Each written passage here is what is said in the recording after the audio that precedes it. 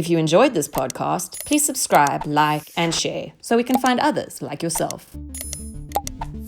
Welcome to the Bitcoin Basics podcast with your hosts, Faris and Gordon from CoinCompass.com, enabling you to safely buy and securely store your Bitcoins. All resources are in the show notes and description, including our disclaimer. Visit BitcoinBasicsPodcast.com to subscribe and discover other free content. Hello, everyone. Thank you for joining Faris and Gordon for another episode of Bitcoin Basics Podcast. How are you doing today, Gordon, in your disclosed or yet to be disclosed location? Yet to be disclosed, but I'm sure people have a general idea. I'm pretty good, thanks. We're in another soft lockdown, but hey, I'm looking outside. People are walking around with their dogs and whatnot, so it's not too bad. How about you? Oh, I'm in New Zealand, and we've been back to normal for quite some time now. So I think I'm in probably the best place to be. So proof of recording today, everyone. It is the 29th of July, and it's just hit 0500 UTC time. We are at the block height on the Bitcoin blockchain of 641,278. And the price, according to Bitstamp, is 10,954.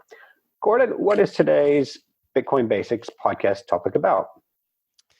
Well, today, as people probably guess from the title, we're going to talk about scams. And that's in relation to the latest scam that happened on Twitter a few weeks ago. And in preparation for this topic, what I was going to do is actually go through some of the common Bitcoin scams. But then I thought, well, there's too many of them. And actually, you can have a look at bitcoin.org/scams. So I'm having a look at that now, and they've got a list of several ones: blackmail, fake exchanges, free giveaways, impersonation, malware, meet in person, money transfer fraud, phishing emails, phishing websites, Ponzi schemes, pyramid schemes, prize giveaways, pump and dumps, ransomware, and scam coins. Sorry, Gordon, I'm going to interrupt you if you don't mind. I just want to make a point here that when we say Bitcoin scams, we're not talking about Bitcoin itself scamming people. We're talking about people using scams that have been around since the internet was launched, but they're using Bitcoin as a method of payment. So just from the beginning of this episode, let's clarify that. When we say Bitcoin scams, it's not Bitcoin necessarily that is a scam. It is Bitcoin being used as a method of payment. Sorry, Gordon, you okay with that? Absolutely. That was actually my next point. There's actually no such thing as a Bitcoin scam. Scams have been around for thousands of years, so there's nothing specific about that. But I will say Bitcoin does make it super easy and super convenient to send or extract money from would-be people. So, So if you haven't figured it out by now, me and Gordon do not actually rehearse for these podcasts. We actually just basically say, what's the topic? We might do some research, but we don't discuss ahead of time the conversation. We kind of want it to be fresh. So that's, and I think we just proved that. Call it casual, call it unprofessional, whatever you want. Totally professional. So I was reminded about this when a colleague 2 or 3 years ago, or maybe even longer than that, got caught up in the BitConnect scam. And I'm not going to go through that, but if you want to have a look at that online, it was basically a Ponzi scheme, and you set money to it. And, you spent, say, 1 Bitcoin or something like that, and then you've got an account. The website looks really pretty. You can see a balance. They're giving you interest every day. And look, the money's going up. I'm making profit. Well, you're making profit with magical numbers on your computer screen. Lots of scams out there like that. But what I thought would be useful is to go through this latest scam that happened on Twitter. This is the probably the most common scam. And I'm not sure what to call this scam. Bitcoin.org calls it a giveaway scam, or a send me money scam, or a doubling scam. But essentially what happens is you get a Facebook personality or Twitter personality, or anyone really, that says, hey, if you send me money, I will send you more money back. And if it sounds too good to be true, that's because it is. So just replace the word Bitcoin with, say, Australian dollar or Japanese yen or US dollar. You wouldn't call it a US dollar scam. So Faris, if I said, hey, Faris, if you send me $1,000 US into my bank account, I'm going to send you $1,500 back to your account. How does that sound? Well, it sounds too good to be true. And this is the thing with scams. I started a job earlier this year, and I wasn't in the position for too long. And then we get an email from, and because it's a public email address, the position that I have. And someone sent me this, hey, I know what you did. If you don't send me X amount of Bitcoin, and it showed me what wallet address to send it to, I'm going to release what you did onto the internet. Like, seriously? I know what you did last summer. Basically, yeah, I know what you did in the office place. I have a video recording of what you did. Apparently on a computer which doesn't even have a webcam, I did something. Sounds like a blackmail scam to me. And this is the thing with scamming, you cannot scam an honest person is what they say, or you can't con an honest person. You can scam someone who's ignorant, unfortunately, but you can't con an honest person. So anyone who's willing to go give away money for more money, if it sounds too good to be true, it is. And as you say, Bitcoin has just become the easiest method of payment to enact that. Yeah, absolutely. And that's why I don't want to go through the list of scams, because the problem is there'll be a brand new scam that comes out tomorrow that we haven't discussed or you don't know about. And if you don't look at the behavior and the common sense, then it's like, well, you're going to get scammed. So it's more important not to protect yourself against individual scams. It's more important to use this thing up here, your gray matter in between your ears, and say, look, if it's too good to be true, then it is. Use your common sense. So you had a couple of weeks ago Twitter accounts that were hacked. And by the way, it's now believed to be an internal hack in Twitter, which is a whole new other story and something to be concerned about. You had people like Trump and Obama and even some Bitcoin personalities saying, look, during these unsettling times and high unemployment and that kind of stuff, I'm feeling so generous that if you send me, I can't remember what it is, 0.1 of a Bitcoin, I'll double it and send you 0.2 of Bitcoin back, which makes no sense whatsoever, even if you're using the US dollar and bank accounts. So luckily, a lot of people didn't get scammed with that. I think, amazingly, only a couple of $100,000 worth were actually sent. Pretty dumb hackers, if you ask me. I won't give them any ideas, but I could come up with 100 better ideas to make money. So pretty silly, if you ask me. So that was the Bitcoin giveaway, Bitcoin doubling, send me a Bitcoin and I'll send you a lot more money back scam. And this is something, if you do want to follow up on this, it's in the Freakonomics book, the 1 and 2, they actually explain how these scam works. Because, the Nigerian Prince email, we'd all be familiar with that. And most of us would go, it's so stupid, how do people fall for it? But it's still running. It is a volume-based business. They just cast a very wide net and hope that 0.5% of the people that actually get it will go, oh, okay. So that's what it is, a volume-based scam. Oh, I think it's worth it if only 1% of people fall for it, because you're not really spending any money to put out a tweet or something like that. So that's what these scammers prey on, the 1% or even 0.1% of people who fall for it.